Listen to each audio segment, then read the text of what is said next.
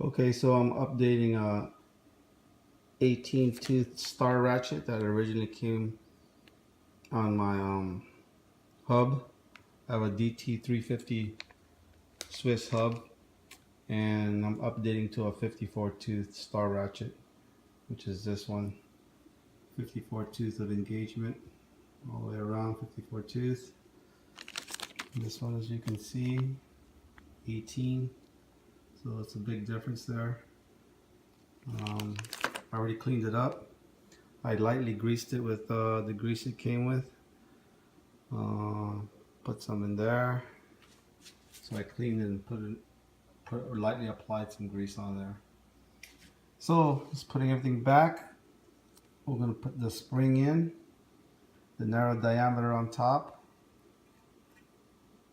There you go. And this one into the hub, and star ratchet. I lightly greased it and just sandwich it together and slide it into the groove of the hub.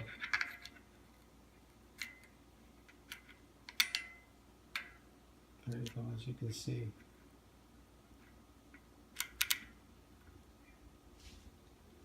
So we're going to flip this around and just press it in.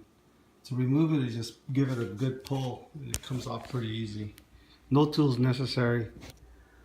So I'll put it there, and you can see me install this right back in. Want to make sure that spring don't fall out, and just drop it into the shaft. Maybe turn it a little bit and press down. I think that's good. Okay. All installed in there pretty good. And that's it for installation. Just put it back on my bike and good to go. Anything happens, you could probably take this apart on the trail, but unlikely.